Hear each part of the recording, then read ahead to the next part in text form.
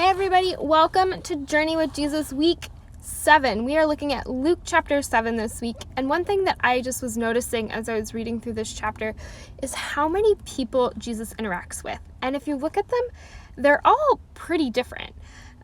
You've got, in the first story, Jesus interacts with a centurion. A centurion would have been a person in the military, and we can see from some of the different verses and the things that he says, he's got a lot of soldiers underneath them, a lot of people under his authority, which means he's probably higher up in the ranks of the military.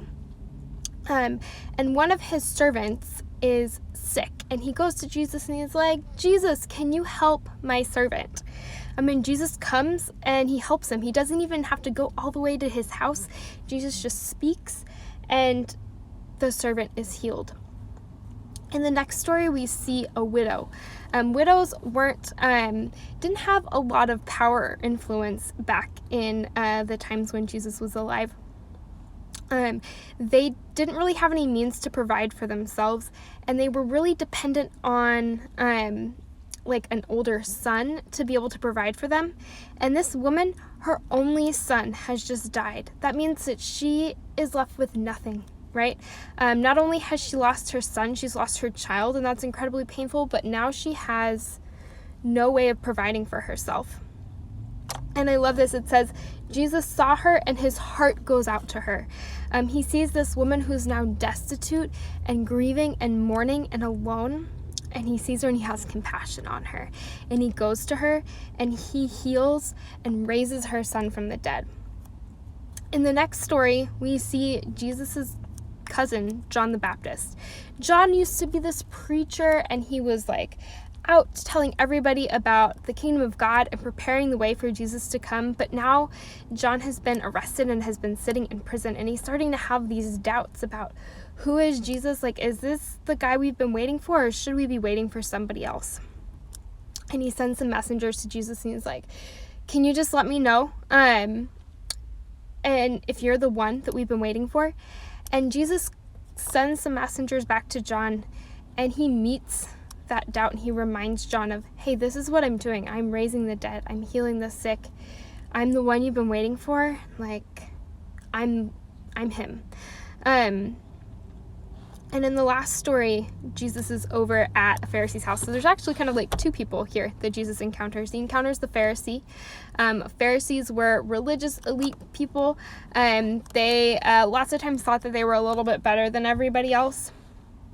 And but Jesus still, like, the guy invites him over to his house, and Jesus goes and has dinner at this guy's house. Jesus is willing and desiring to be in relationship with this guy. And then this woman comes and interrupts the dinner, and it says the Pharisee is like, if Jesus knew what kind of woman this was, he would not let her touch him. And she's like pouring perfume over his feet and like drying his feet with her hair.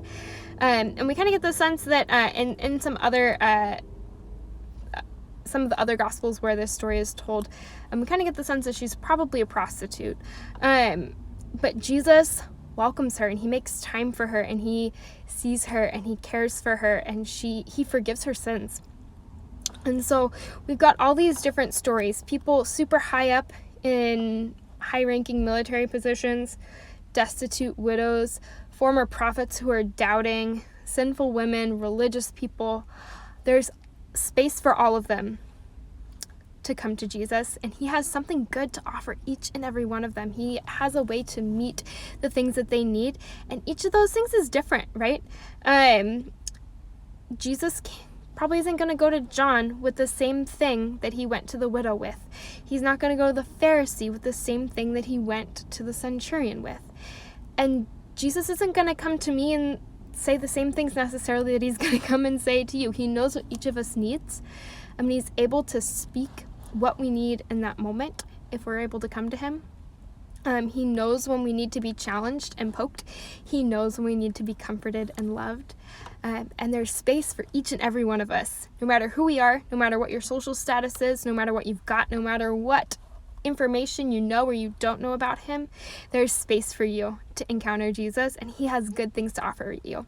And so that's my prayer for you guys today, is that no matter where you are, no matter who you are, no matter what you feel like you've got to bring to the table, that you would be able to encounter Jesus, and that you would get to just hear the goodness of his challenges and his invitations and grow in him a little bit more today.